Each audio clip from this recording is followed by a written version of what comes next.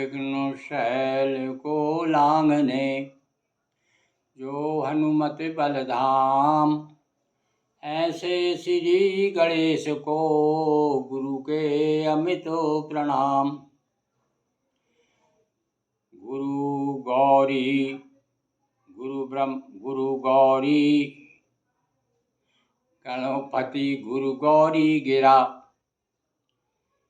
गणपति गुरु गौरी गिरा, गोस्वामी गिरिजेश। मातु नर्मदा की कृपा, रक्षा करें हमेश। गुरु ब्रह्मा गुरु विष्णु है, गुरु ब्रह्मा गुरु विष्णु है, गुरु महेश का रूप। ऐसे गुरु को शत नमन, जो है ब्रह्म स्वरूप। बंदो हनुमत लखन संगो, रिपुहन भरत सुजान। सिया राम जी को नमन, गाऊं मानस गान। सियावर रामचंद्र की जय, नर्मदा मैया जी की जय, हनुमान जी महाराज की जय। हाँ, तो राम कथा शुरू हो रही है। गोस्वामी जी ने सारे संसार की वंदना की, किसी को छोड़ा नहीं, और बार बार शिव जी का स्मरण करते हुए कथा प्रारंभ की। और उन्होंने कहा कि यह जो कथा का रामचरितमानस नाम है, ये भगवान शिव जी के द्वारा ही रचा गया है, उन्हीं के द्वारा बनाया हुआ है। पूरा प्रसंग, पूरा चरित्र, भगवान की जो कथा है, सबसे पहले कौन के हृदय में आई? बोले भगवान भोलेनाथ के हृदय में राम कथा आई। उन्होंने जो है उसका सबसे पहले भगवती पार्वती को सुनाया। और वही कथा जो पार्वती जी को सुनाई, वही कथा आपको सुना रहे हैं। तो कैसी है कथा? बोले पुलक वाटिका बागवन। कथा में जो रोमांच होता है ना, वो वर्णन किया है शुरू से, कथा में क्या क्या कैसा क्या है। तो अब आज दोहा जो आज ले रहे हैं, आज अपन दोहा 37 और 38 दोहा पर चर्चा करेंगे। तो गोस्वामी जी कहते हैं कि पुलक वाटिका, पुलक यानी पुलकित होना, रोमांचित होना। ये क्या है? ये वाटिका बाग और वन है। ये वो एक उन्होंने रूपक बनाया काय का, और सरोवर का, मानस का, हंस मानसरोवर का। अब मानसरोवर में पक्षी भी हैं, उसमें जल भी है, हंस भी हैं, आसपास का वातावरण भी है। उसमें स्नान करने वाले लोग हैं, उनको कैसा फील होता है, कैसा अनुभव होता है, सब कुछ ऐसा एक एक का वर्णन किया है। जैसे मान लीजिए कि वो स्वयं जा करके मानसरोवर में डुबकी लगा रहे हैं। तो ये मानसरोवर क्या है? राम कथा रूपी मानसरोवर। तो वो कह रहे हैं कि माली सुमन स्नेह जल। और माली कौन था सरोवर का है? तो माली जो है प्रेम रूपी जल से सुंदर नेत्रों द्वारा सिंचित है। ये जो बगीचा बना हुआ है ना, जो मानसरोवर बगीचा है, तो नेत्रों के द्वारा संचित है। तो देखो अब आप कहाँ से कहाँ बात लेकर, आंखों में भी जल होता है भाई, जो आंसू है ना उसको भी जलता है, दृग जल। तो उनसे सींचते यानी प्रेम रूपी जल जो है, उससे जो है ये राम कथा रूपी बगीचा को सींचा जाता है। और जब रोमांचित होकर के भक्त भगवान की कथा गाते हैं, तो भगवान को कली कली खिल जाती है, चारों तरफ बाग बगीचा जैसा सुख प्राप्त होता है। कितना सुंदर उन्होंने एक रूपक प्रस्तुत किया हमारे सामने। अब आगे क्या कहते हैं भाई? अब थोड़ा सा श्रोताओं के लिए, वक्ताओं के लिए कुछ बात करेंगे वो। तो जो वक्ता है मानस के, जो रामचरितमानस के, जो भगवान की कथा का जो गायन करते हैं, जो इस कथा को जो गाएंगे, तो उनके लिए क्या कहते हैं कि जो गावहीं यह चरित सवारे, ते यही ताल चतुर रखवारे। मैंने ये ताल बता दिया, एक मानसरोवर की चरणम। अच्छा, एक आपके सामने रूपक रख दिया है कि यह राम कथा क्या है। एक राम कथा ये सरोवर है, एक तालाब है। तो इस तालाब के भैया रखवाले भी चाहिए, और रखवाले नहीं होंगे तो क्या होगा कि धीरे धीरे जो सब खंडित विखंडित होता है। कभी सीढ़ी टूट रही है, तो कभी कुछ हो रहा है, कहीं ज़्यादा गंदगी आ रही है, लोग जा कर के गलत रूप से तालाब में उसका प्रयोग कर रहे हैं। तो ऐसा उसका रखवाला भी चाहिए। तो अब रखवाले कौन है इस ताल के? तो कहते हैं जो ये तैता जो गावहीं ये चरित सवारे। जो तालाब की देख रेख रखेगा वही तो भैया सब उसका रखवाला है। अब इसकी देख रेख करने वाला, इसको संभालने वाला देखो एक मुझे एक प्रसंग याद आ रहा है, बड़ा सुंदर प्रसंग है। एक देखो विद्वान किस तरह से बात की पुष्टि करते हैं, तुलसीदास जी की बात की पुष्टि। तुलसीदास जी कहते हैं कि जो गावै ये चरित्र संभाले, तो बोले भैया देखो अब मैं चरित्र को संभाल रहा हूँ। अब उन्होंने चरित्र को संभालना शुरू कर दिया। कैसे संभाला? बोले सुनिए आप, मैं चरित्र को थोड़ा संभाल रहा हूँ भाई, गलती नहीं निकाल रहा हूँ। तो क्या है? बोले आपने देखा होगा कि जब राम सुग्रीव का मिलन होता है तब सुग्रीव क्या कहते हैं, सुग्रीव के राम सुग्रीव का मिलन तो बाद में होता, पहले हनुमान जी मिलते हैं। अब जब हनुमान जी बटुक रूप में आते हैं और जब आपस में वार्तालाप होता है, वो परिचय हो जाता है, तब उसके बाद में श्री राम जी से हनुमान जी कहते हैं कि नाथ शैल पर कपिपति रही, सो सुग्रीव दास तब वही, तासो नाथ मैत्री कीजे, दीन जानते अभय करीजे। अरे भैया सुनो, अभी तो कह रहे हैं वो आपका दास है, ना तो शैल पर कपिपति राजा, कपियों का राजा है, किंतु वो आपका दास है और उससे आप मित्रता करो। भला बताओ, कोई स्वामी मित्रता दास से, अपने नौकर से मित्रता करेगा क्या?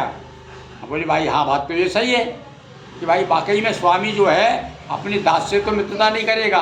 तो हनुमान जी कैसे कह दिया भाई कि महाराज देखो ये आपका दास भी है और आप इसे मित्रता कर लीजिए। तो अब यहाँ थोड़ा संभालने की जरूरत है। बोले क्या संभालना भैया? बोले देखिए यहाँ पर वो दास जो लिखा है ना, तो दा में जो बड़जा की मात्रा है उसको उठा करके सा में लगा दीजिए। अब चौपाई पढ़िए। और नाथ शैल पर कपिपति रही, सो सुग्रीव दशा तब यही। देखिए हमने कुछ बदला नहीं है, आप उनकी केवल संवारी है कथा को। यही जो यही ताल चतुर रखवारे, और जो गावई है चरित्र संवारे। तो चरित्र को कैसे संभाल दिया? बोले ऐसा संभाल दिया, बोले महाराज वो आपकी सो सुग्रीव दशा तब यही, आप जैसी दशा है उसकी आप बराबरी वाली बात। वो भी कपिपति, आप रघुपति, वो कपिपति, यहाँ समानता आ गई। आपकी पत्नी का हरण हो गया, उसकी पत्नी का भी हरण हो गया। आपका राज छिन गया, राजा होने वाले थे, इसका भी राज छुड़ा लिया गया। तो यहाँ पर समानता है। तो भैया माना बराबरी में विवाह, रणप्रीत वैर करना चाहिए। बराबरी वालों से मित्रता होती है।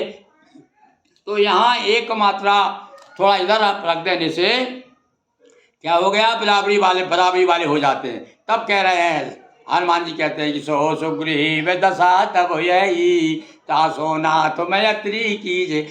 तो भैया हमारे महात्माओं ने इस कथा को नाना प्रकार से गाया है, तो इस प्रकार से ये चरित्र भी संभालने का प्रयास किया है। बोलिए सियावर रामचंद्र की जय।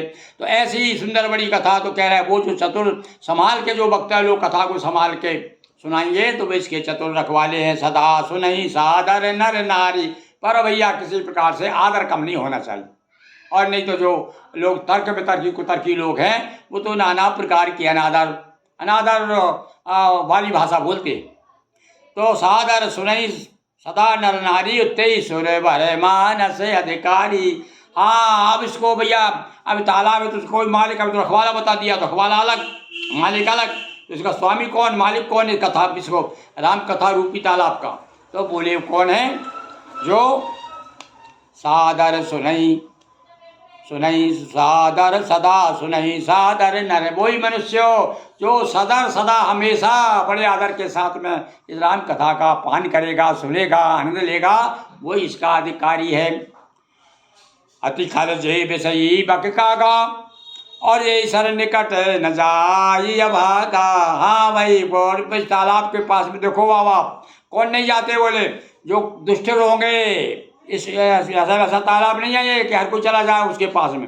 अरे जो दुष्ट होंगे, जो विषयी जीव होंगे, जो 24 काम क्रोध मद लोभ माया में ऐसे ग्रसित हैं, वो उधर भूल कर नहीं जाते। और यदि चले गए तो जाता ही नींद जुड़ाई हो आगे कह रहे हैं वो, यदि वो धोखे से कोई चले भी गए ना तो वहाँ जाकर सो जाएंगे वो। और सुनना उना का उनका मतलब कहना चाहिए कि ऐसे लोग जो हृदय से, जिनके हृदय में दुष्टता भरी हुई है, ऐसे विषयी लोग जो हैं उनको क्या कहते हैं? विषयी लोगों को क्या उदाहरण दिया उन्होंने?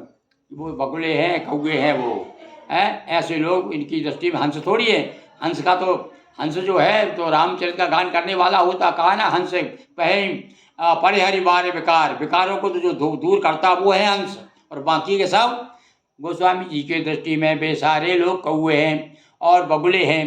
कौन? ये खल है जो यही सारे निकट, और वे तालाब के पास नहीं जाएंगे, और नहीं जाएंगे तो ये उनका दुर्भाग्य है, वे अभागे लोग हैं। शंभुक भेक शिवार समाना यहाँ न विषय कथा रस नाना, क्योंकि यहाँ घोंगे मेढक शिवार के समान विषय रस को वाली कथाएं नहीं है, और घोंगे और मेढक वगैरह जो होते ना वैसी चीज़ नहीं है यहाँ पर भैया, यहाँ तो रस ही रस है, इसीलिए ये लोग नहीं जाएंगे। तही कारण आवत ही हारे, और कामिका को बिलाक बलाक विचारे, इसलिए ये बगुले कौए वहाँ पर नहीं आएंगे।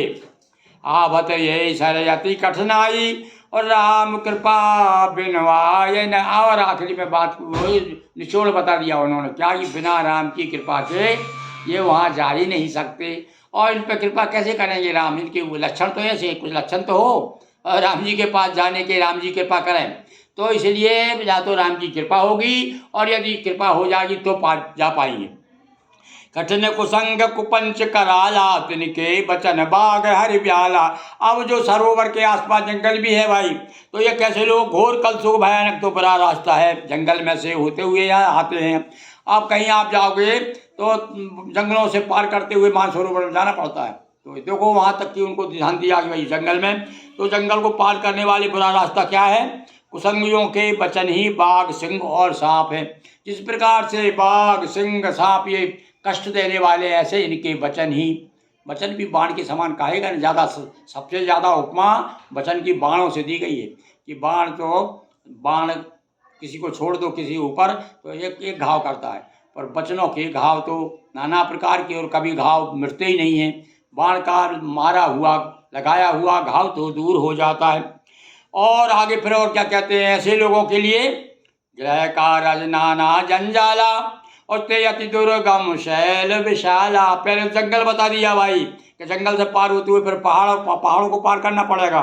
उन लोगों के लिए तो भैया घर के काम काज गृहस्थी के भली भांति जंजाल है, अत्यंत बड़े बड़े पहाड़ हैं, इन पर चढ़ना उतरना बड़ा कठिन होता है, इसलिए बिना कृपा के तो वहाँ पहुँचना बड़ा कठिन है।